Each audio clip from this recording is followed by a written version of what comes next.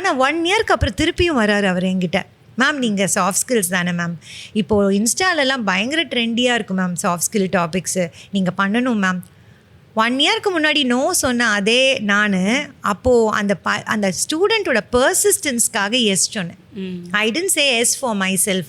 Life எனக்கு என்ன offer பண்ண போகுது, நான் என்ன ஆஃபர் பண்ண போகிறேன், எதுவுமே எனக்கு ஒரு புரிதலே இல்லை.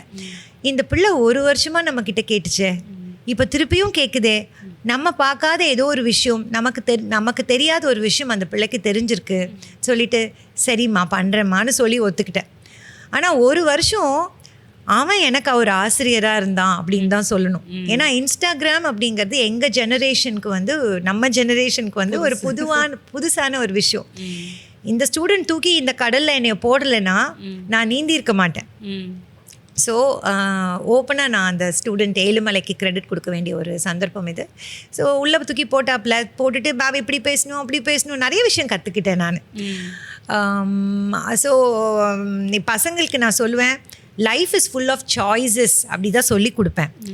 ஆனால் என்னோடய லைஃப்பில் லைஃப் இஸ் ஃபுல் ஆஃப் சான்சஸாகவும் இருந்திருக்கு. இது இட் வாஸ் அ சான்ஸ்.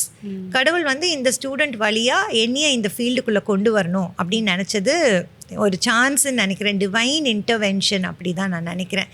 ஆனால் அதில் நான் என்னையவே ஐடென்டிஃபை பண்ணுறதுக்கும் கன்வின்ஸ் ஆகிறதுக்கும் 1 வருஷத்துக்கு மேலே ஆச்சு. ஏன்னா அந்த 1 வருஷம் அந்த ஸ்டூடெண்ட் தான் டிரைவர் சீட்டில் இருந்தாப்புல.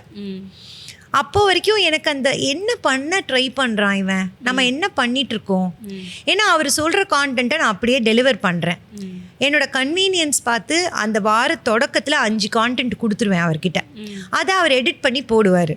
இப்படி தான் போச்சு. அப்போ வரைக்கும் நான் என்ன பண்ணுறேன்னு எனக்கு புரியல. புரியாமையே தான் நான் பண்ணிகிட்டே இருந்தேன். அந்த புரியாமையே பண்ணி தெரியாமையே குழந்தை பெற்றுப்பாங்களே